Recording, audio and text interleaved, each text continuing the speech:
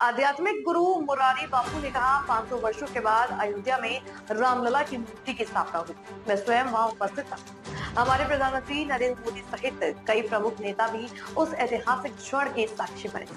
અને ત્યાં હું હતો જ્યારે આપણા યશસ્વી પ્રધાનમંત્રીએ ત્યારે ઘણા લોકો ત્યાં આવ્યા હતા, પણ વડાપ્રધાનને બધાને સારું એમાંથી એકે અંદર દર્શન કરવા નહોતો આવ્યો, એનો હું સાક્ષી.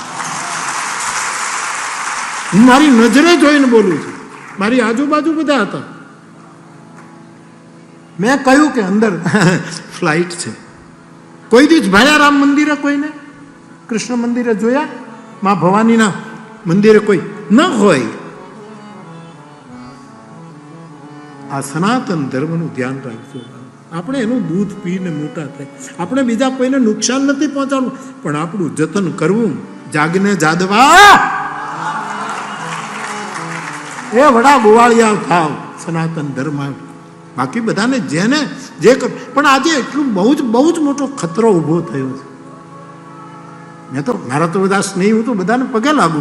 મેં કહ્યું કેવા મોટા મોટા બાપુ જગદીશભાઈ, પણ હવે આવવું પડે. આ બધા મોટા મોટા હતા ત્યાં, એટલે સારું લગાડવા માટે મેં કીધું હવે આપણે અંદર જઈને દર્શન કરી આવીએ. હા બાપુ ફ્લાઇટ છે. હા બાજુમાં જ ગામ હોય, પણ કોઈ દિવસ દર્શન કરવા ગયા કોઈ? અયોધ્યા ક્યાં દૂર છે.